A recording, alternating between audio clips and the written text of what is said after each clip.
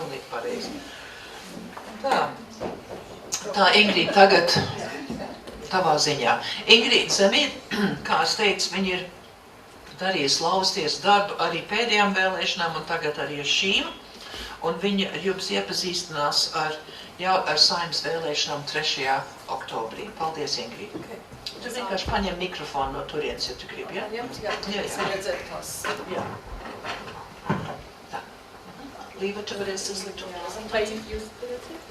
Nē, vēl. Anyway, mums ir ļoti laba reputācija kā kanādiešiem, jo mēs tik lielā skaitā nobalsojām Eiropas parlamentu vēlēšanās. So es gribu, lai mēs šoreiz atkal pārspējam vispārējās valstis ar mūsu balsošanu Saeimas vēlēšanās.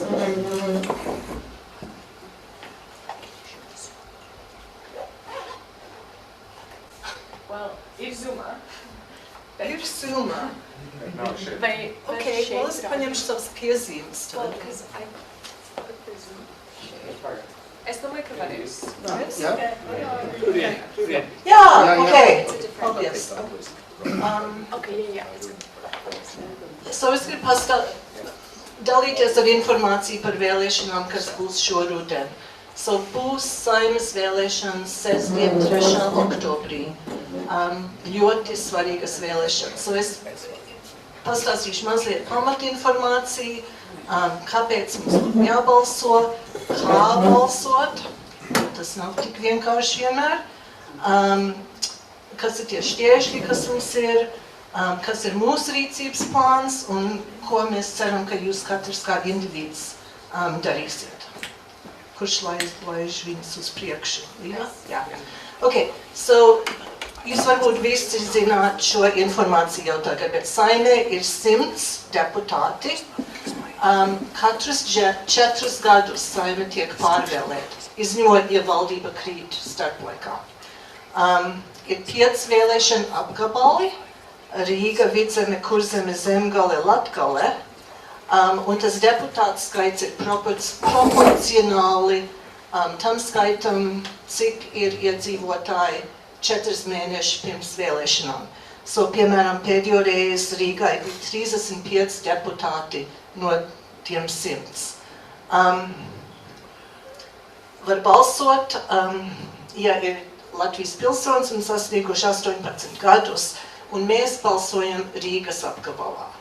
Tas bija tāds jautājums, kas bija debatēts pēdējos pāris gados, bet viņi palikuši pie tā, ka mēs balsojam Rīgas apgabalā. Un tā otrā pēdējā interesantā lieta ir, ka Latvijā viņi lieto šito Webster-Senlage metodu, kā piešķirt tās deputātu vietas. Ko tas nozīmē? Ka tas nav proporcionāli. Teiksim, ja ir 100 vietas un 60% nobalso par vienu partiju, tas nenozīmē, ka tā partija dabūs 60 vietas. Tur ir tāda formula, kas tiek atlasīta, lai ir lielāka reprezentācija no vairākām partijām. Un ko tas nozīmē mums, ir, ka 1 vai 2 vai 3 vai 10 balsis kādreiz var tiešām izmainīt to, kurš tiek ievēlēts.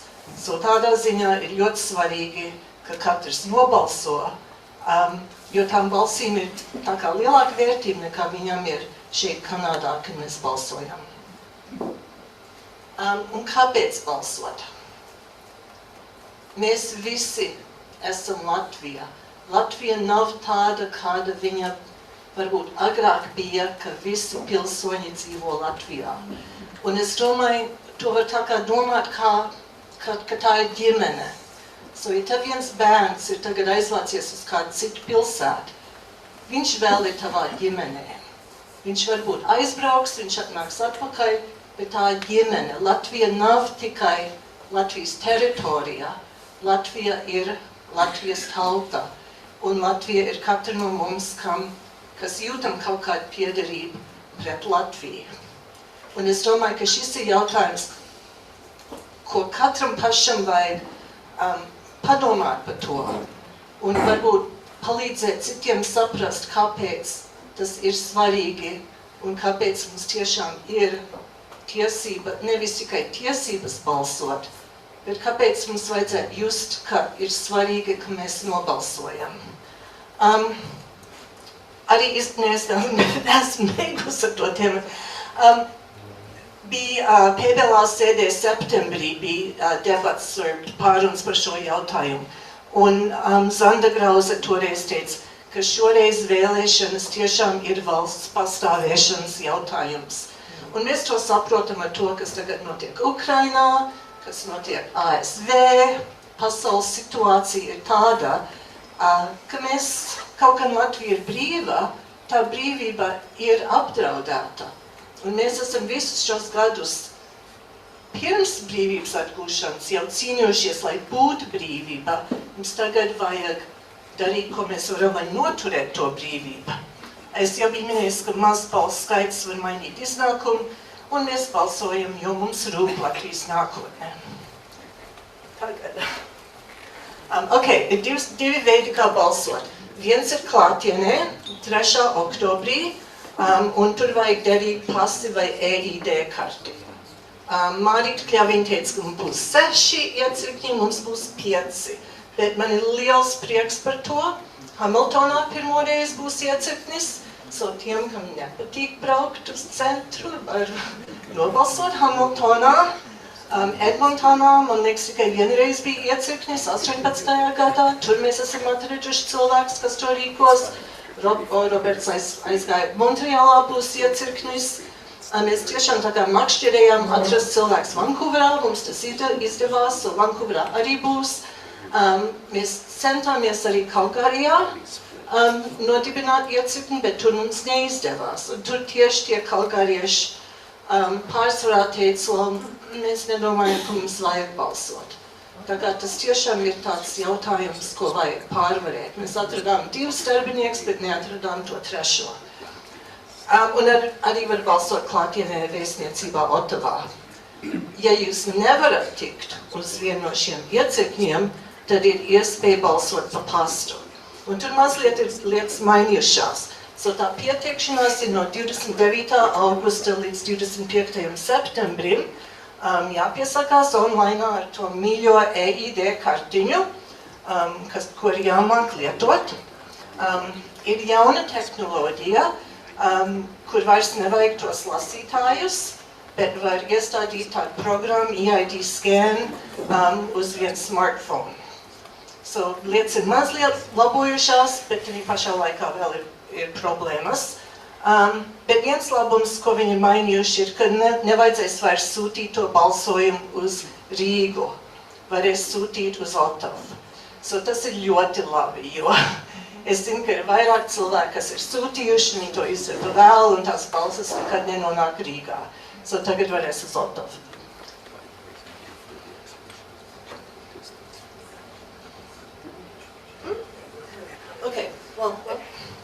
Mums to nav. Tur bija tā bula, bet tas nerādā šeit. Detaļās. Pasta stacijas. So jau bija viena pasta stacija Toronto.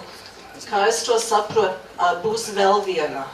Bet es domāju, ja jums nav atjaunotas pasas, tad piezvaniet uz vēstniecību, lai nesanāk tā, ka viņi sarunā vienu pasta staciju uz 2 dienām, bet viņiem ir lielāks pieprasījums nekā viņi var apkalpot par tām 2 dienām. Arī būs pasta stacija Vankūverā un Kalgarijā. Bet es tiešām iesaku visiem sazināties ar vēstniecību, lai to procesu dzītu uz priekšu, lai nav tā, ka tu kaut kad, septembra vidū apjēdz, ka tu nevar nobalsot, ja tu nesāk jaunojas pasi. Tā maksa ir 180 eiro, pensionāriem 140 plus 40 par sūtīšanu. So es gribu to summu parādīt, lai jums nav tas sticker shock. Es zinu, ka Kanādas pase tagad, man liekas, maksā $240, lai atjaunot. Un es tikai ieteiktu skatīties uz to summu un teikt, tas man der uz 10 gadiem. So ir diezgan liela summa no sākuma, bet viņš derēs uz 10 gadiem. Un tad tas process balsot pa pastu. Mums būs LNK liela loma, es domāju, būs palīdzēt cilvēkiem to izdarīt. Jo es ticu, ka ir grūti izsekot pamācībām, cilvēki sastopās ar vairākām problēmām no tiem EID. EID nav tikai jābūt derīgam, bet tur ir digital signatures, kas ir derīgs uz 5 gadiem, so tad EID kartiņa varbūt saka, viņa ir derīga līdz 30. gadam, bet tie certifikāti, kas ir tie digital signatures, jau ir iztecējuši. So, ja jūs plānojat balsot pa pastu, varbūt sazināties ar mums, un mēs varam palīdzēt jums izgudrot, vai šī varētu būt problēma. Un es zinu, Jānis Jusiņš man stāstīja, tieši vakar un Jānis Lielāmaģis arī, ka viņi mēģināja kaut ko darīt ar EID, un viņiem tie kodi neatnāca no Latvijas. So vienkārši es zinu, ka tur ir visādi sarežģījumi. Bet šodien es runāju ar Juri, un Juris teica, ka viņš to labi saprot, un viņš arī palīdzēs mums. Bet mums vajadzēs cilvēks, kas tiešām nodarbojās tieši ar to jautājumu. So, ko mēs LNK darīsim? So, mēs strādājam pie iecirkņu gatavības, pie informācijas, vēlētāju gatavība un piesaistīt sabiedrību. So, pirmo reizi mums ir PBLA vēlēšana grupa. Tas nekad agrāk nav bijis. So, agrāk mēs tā kā skatīmies, Ella izdarīja to un to. Bet tagad mums ir tāda grupa, kur mēs kopā dalāmies ar mūsu materiāliem, idejām, domām un satiekamies. Atbalsts iecirkņiem arī ir 2 cilvēki. Viena ir tā Mārīta Kļaviņa, kas mums apsveic agrāk, un otrā, es aizmirstu, Krauza kaut kāda Eiropā. So 2 cilvēki, kas palīdzēs atbalstīt iecirkņus. Būs kandidāta debatas, un pašlaik viņi par to runā, un tas droši vien būs Straumēnos septembra sākumā ar Zoom pārraidi uz Ziemeļameriku. Latviešu.com arī plāno varbūt kaut ko darīt, so pašlaik notiek sarunas, vai būs 2 debatas, vai tomēr būs Straumēnos, un nezinu vēl, kā tas viss beigsies, bet noteikti būs tās debatas. Mums būs informācija mājaslapā, Zoom sajiet, raksti Latvija Amerikā, socmedijos, video par EID tehnoloģiju, un ar to es mēģinu teikt, ka ja Latvija neuztais vienu, kas ir pietiekami labs, tad mēs paši taisīsim savējo. Mums būs profesionāli žurnālisti raksts, es nezinu, vai jūs atceraties, kad bija Eiropas parlamenta vēlēšanas, tad Pauls Rauceps bija uzrakstījis tādu labu summējumu par partijām, so tas atkal notiks šogad, tas būs augusta vidū. Un mēs arī Kanādā, mums būs viens kaut kas ar viesu no Latvijas, un mēs gribam varbūt šo pēcpusdienu dzirdēt jūsu domas, kam vajadzētu būt tam kaut kas. Ja mēs varētu mēģināt debats šeit, mēs varētu atvest, teiksim, Paula Raucepu, ja citu zinīgi cilvēku dot lekciju. Mēs varētu sarīkot paneļdiskusiju. Un mums tas ir jādara, jo es pieliku to logo SIF klāt, jo mums ir finansējums no SIF šim gadam, lai veiktu dažu no šīm lietām. To video, to viesi no Latvijas. Jā, un samaksāt par žurnālistu rakstu. So tas žurnālistu raksts ir faktiski devums no LNK visai pasaulē. Tas ir, būs dalīts visiem. Jā, un mēs vienkārši sadarbojamies ar PBLA, lai viss šīs lietas izdarītu.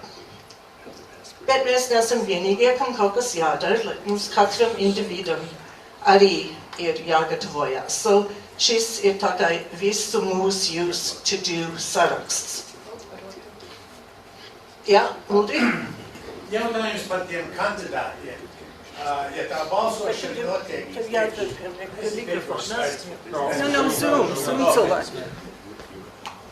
Ja tā balsošana ir par visu Rīgu, un vai uz to anketu būs visi kandidāti, ja kāds mēs tikai liks tos 8, bet ne tos 4 cits. Kurš, vai tur būs kaut kā tāda censorship, ar ko mēs uzskatām par kandidātiem, ja būs viss, kas ir Rīgā. Censorship kādā veidā? Man liekas, viņš pats visi prasa, par Par ko ko ir jāvēlē, par ko No. jābalsot, bet Vai viss kandidāti būs, Vai visi kandidāti būs kur? par ko var balsot, un tie būs visi kandidāti, kas ir Rīgā. Well, jā, bet es domāju, tā informācija varēs būt No, no. varbūt par partijām. Jā, Es nezinu, vai es īsti saprotu, ko tu man prasi. Es gribu zināt, jo latviešiem ir tā kā bišķiņi citārāk, kā balsot, tur uz kvīti. Priekš šitiem 5 cilvēkiem, kur var dabūt vairāk un tā tālāk. Lai mēs varētu balsot, kā mēs zinām priekš kur kandidāti, un vai visi tie kandidāti ir tā kā complete set. Ja tas būs kā var aprobežināt no mūsu domām.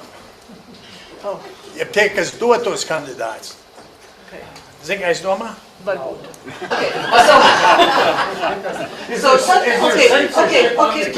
Okay. Tad, kad Pauls Raudseks rakstīja priekš Eiropas parlamenta vēlēšanām, viņš rakstīja par katru partiju. So nebūs tā, ka mēs, un LNK jums neteiks par ko balsot. Bet LNK var jums pateikt, ka šī partija ir vairāk orientēta uz Krieviju, šī partija ir vairāk orientēta uz kaut ko citu, šī partija ir vairāk konservatīva, šī ir vairāk progresīva. Bet, kad tu iesi nobalsot, tad tev būs, nezinu, cik partijas tur būs šoreiz, 20 partijas, un tu izvēlēsi, par kur partiju tu gribi balsot un nobalso.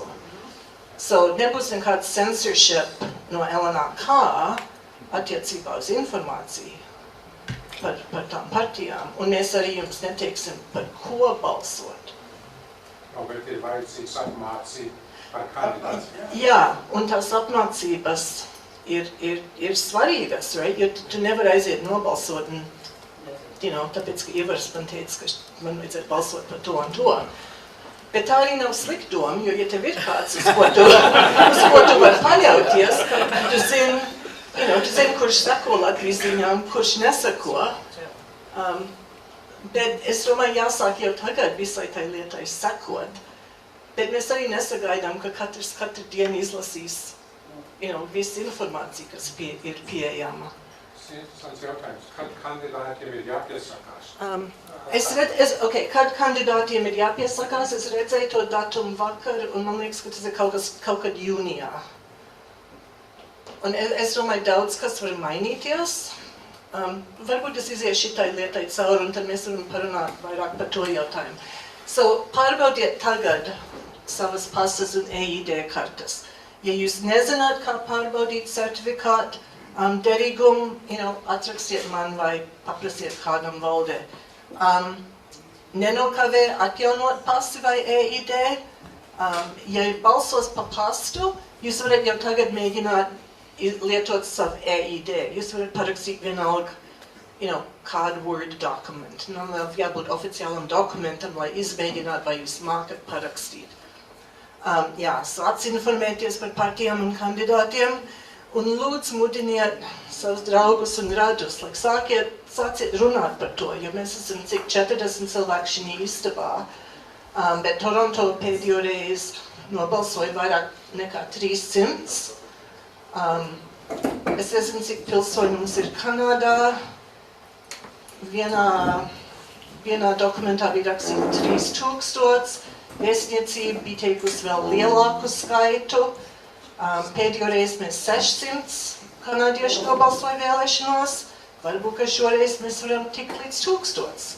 Es tiešām gribētu, lai mēs visi jau tagad sākam par to domāt un piestrādāt. Un es domāju par tām partijām, daudz kas var vēl mainīties. Pašlaik Latvija pirmā vietā reitingos. Tā ir Šlesera partija. Jaunā vienotība ir kritus, progresīvi ir gājuši uz augšu, kaut cik, bet tur ir tā kā, ko es lasīju, ka ja vēlēšanas notikt šodien, tad kaut kāds, 7 partijas iekļūt saimē un katrs ar, dažiem deputātiem.